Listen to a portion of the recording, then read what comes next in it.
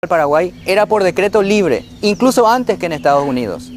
El poder estaba depositado en una persona, pero esa persona depositaba todo el poder en la patria, ni siquiera en sí misma. Ningún interés privado prevalecía en el Paraguay, solo el Paraguay estaba por encima. José Gaspar Rodríguez de Francia no estaba por encima de la patria, su dictadura era completamente legal. En el Paraguay no se repartía la riqueza sin antes crear la riqueza. Todos creábamos la riqueza y de la riqueza gozábamos todos. Francia fue el nivelador más grande de la historia. Todos aquellos que dicen que Francia era un bárbaro, bueno, pues tiene razón, era bárbaro. Cuando muere, lo hace solo y pobre. Él es, en realidad, el personaje central de nuestra historia, y no el Mariscal López.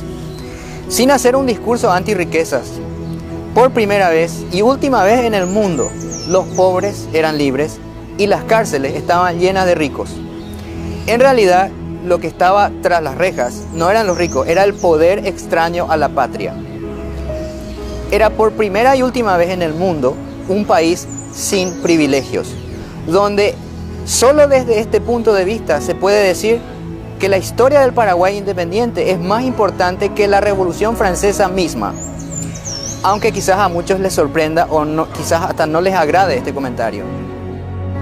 En quinto lugar, el Paraguay no tenía deudas.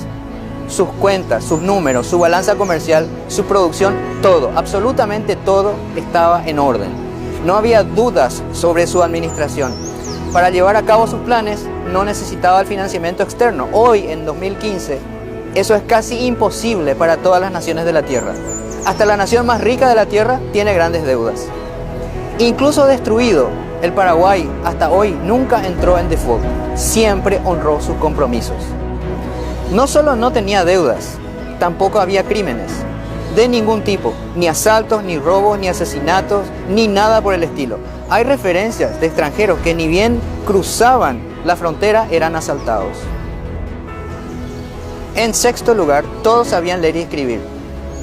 Y no lo hacían para demostrar su cultura, sino para trabajar. Leían instrucciones escritas de cómo cultivar y cómo producir. Los índices de alfabetismo del Paraguay eran los más altos del mundo. Era la nación con más alto alfabetismo del mundo. Y lo fue por más de 20 años. Una nación donde todos saben leer y escribir en el siglo XIX.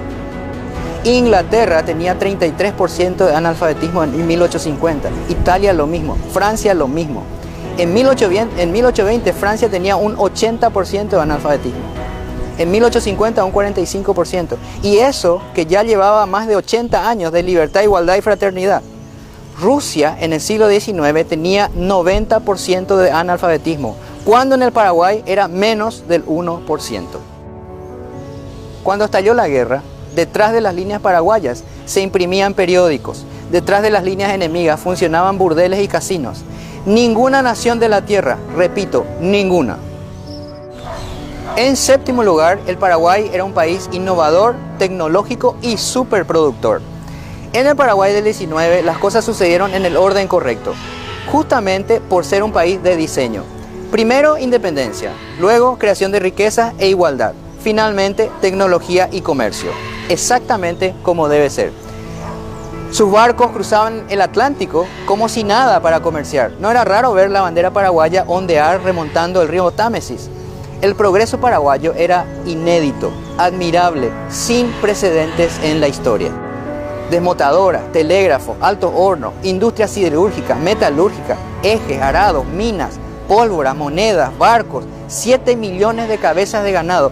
Una relación 9-1 con el número de habitantes. Hasta hoy, ninguna nación de la Tierra consiguió esa relación.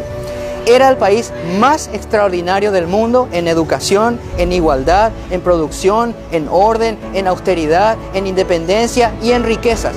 Todo creado con el trabajo y no con la explotación. Y todo eso lo hizo solo, sin ayuda de ningún tipo. ¿Por qué pudo hacerlo? Por una sencilla razón, porque el Paraguay es poderoso.